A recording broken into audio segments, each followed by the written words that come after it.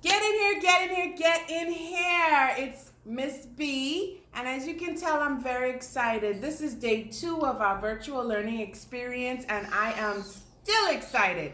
So, there are a few things that I need to bring to your attention. As you can see, we're still over here working. We are still here working. I'm still in my uniform, ensuring that our kids get exactly what it is that they need. Parents.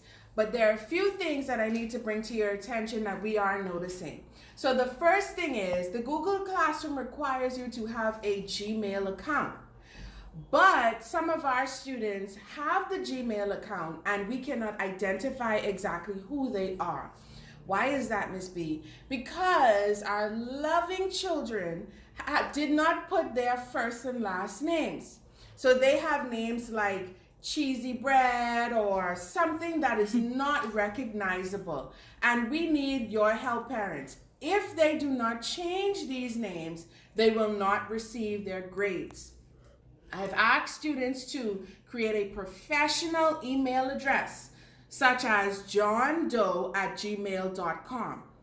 Please help me in this effort to have them change their email names or create new email addresses. If not, they will be removed from the Google Classroom and they will not receive their grades. So the second thing we want to talk about is the codes to get in the Google Classroom. So I have already passed out or sent to my groups with grades 7 through 12 their codes for the various subjects.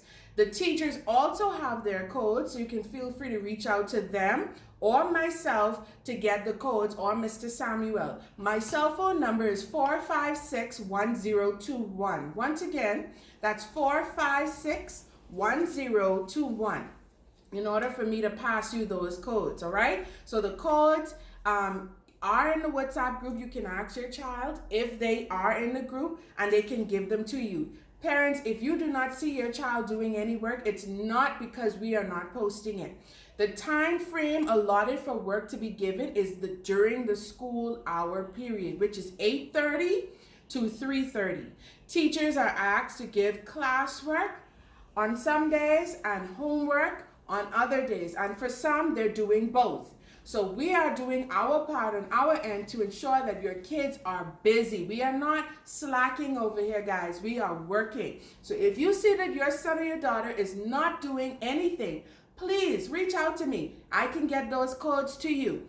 But here's another thing. We need to ensure that your child has their own personal email address. Now, parents, for the primary school children, I understand. We need you to be aware so that your child can get the work. But those students in the high school, we want to ensure that they are doing their own work first and foremost, and that they are understanding how to use technology the right way. Okay, so we want to teach them how to upload their assignments as if they're sending an email.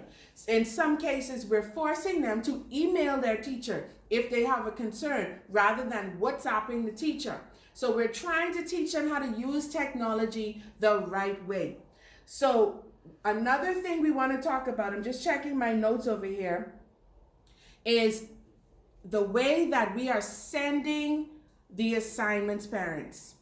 The assignments, for some teachers, we're not able to physically hold our books, all right? Or hold the students' books.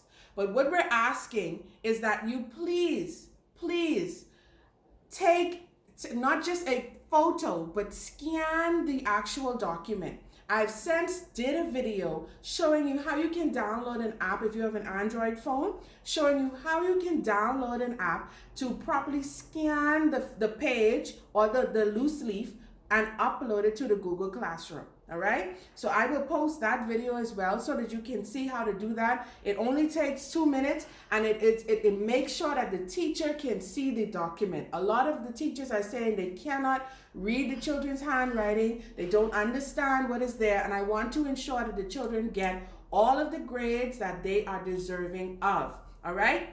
So the app that we're using to scan from your phone or from your tablet is called Adobe Scan.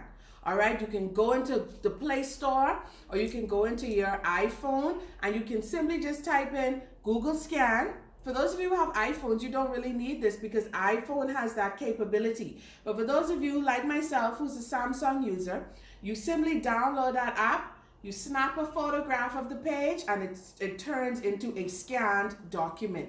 Then from there, you can upload it to the Google Classroom. Please assist me in this venture. We're still excited. We're still going. For a lot of you, it's a learning process, but we're here to help you. Peace.